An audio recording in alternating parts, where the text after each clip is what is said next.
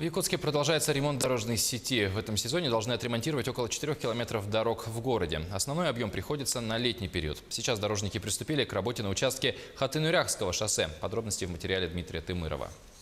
Ремонтные работы на участке от Хатын-Урякского шоссе до улицы Курнатовского начались с этого месяца. На сегодня подрядной организацией СУ-888 ведутся работы по установке бордюров и отсыпке дорожного полотна.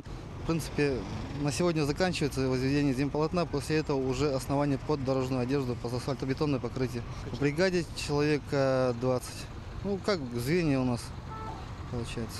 Бригада рада жаркой погоде. Дни без осадков помогут не отставать от графика. Главное, чтобы дождя не было.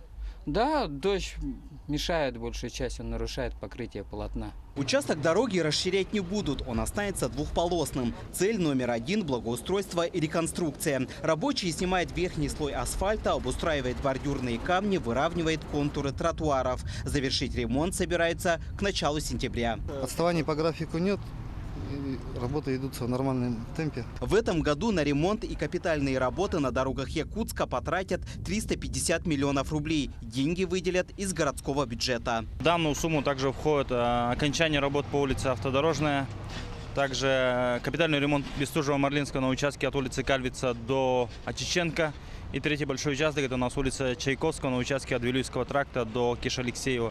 Движение для автомобилей на Хатын-Урякском шоссе перекрыли частично. Проехать можно по одной полосе. Пошли навстречу местным предпринимателям. В этом районе десятки частных компаний. Полностью закроют участок, когда рабочие начнут укладывать асфальт. Дмитрий Тымыров, Григорий Охлопков, Якутск.